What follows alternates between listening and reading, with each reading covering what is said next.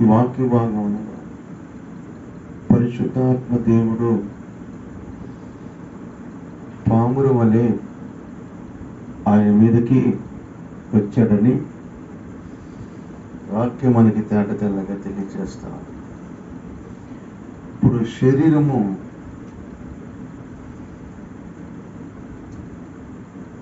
ఆ పామురాయి శారీరకంగా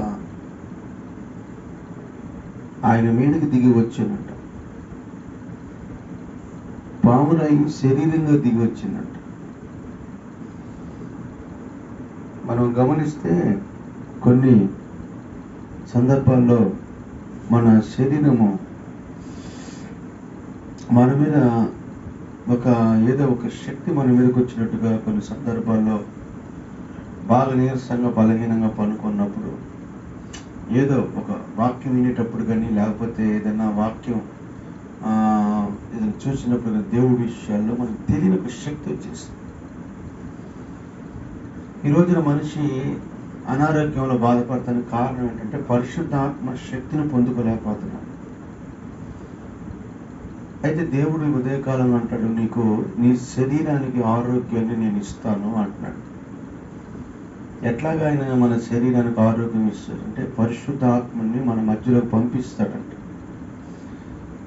పరిశుద్ధాత్మ దేవుడు ఎవరి మీదకైనా వస్తాడంటే వస్తాడు. ఆయనని అంగీకరిస్తే వస్తాడు.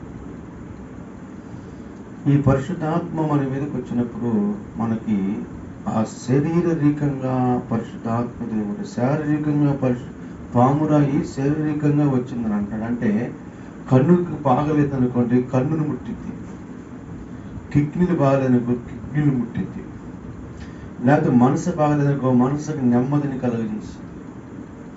అంటే దేవుడు ఎప్పుడు ఏ రీతిగా ముట్టుకుంటాడో తెలియదు ఆయన. అయితే మనం ఏం చేయాలి?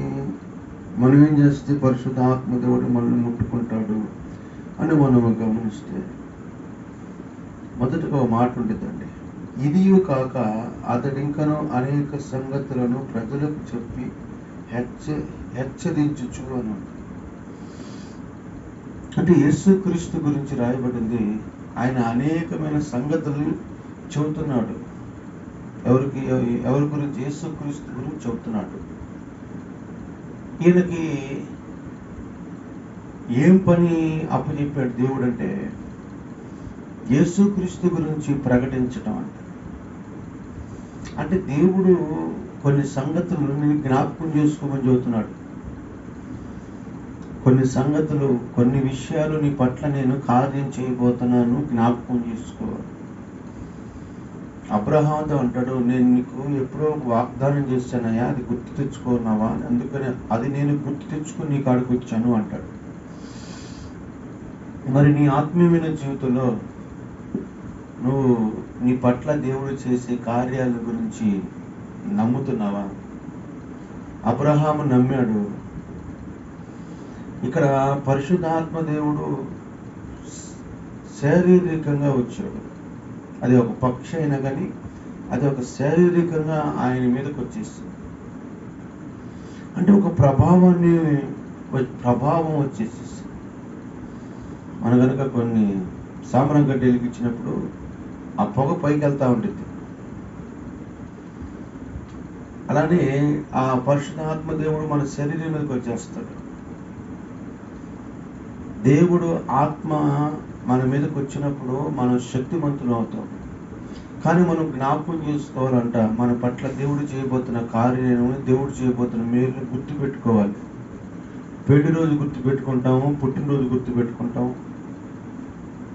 ఎవరన్నా మనల్ని ఏదైనా అది బాగా గుర్తు పెట్టుకుంటాం, మనకి ఎవరైనా డబ్బులు ఇవ్వాలని గుర్తు పెట్టుకుంటాం, మనకి ఎవరైనా ఏదైనా ఇప్పిస్తారన్నా కానీ గుర్తు పెట్టుకుంటాం. కానీ మన పట్ల కార్యం చేయబోతున్నాడు దేవుడు అని అది ఎందుకు గుర్తుపెట్టుకోలేకపోతున్నాం అని దేవుడు ఇక్కడ మాట్లాడుతున్నాడు. నీకు పరిశుద్ధాత్మ దేవుడు శారీరకంగా నీ మీదకి వచ్చి నీలో ఉన్న వ్యాధులని, నీ కుటుంబంలో ఉన్న వ్యాధుల్ని తొలగించాలంటే నువ్వు ఆయన నీ పట్ల కార్యం చేస్తాడని నమ్మాలి. ఇంకొక మాట చెప్పి నేను ముగిస్తాను. రెండో మాట ఏమనుందంటే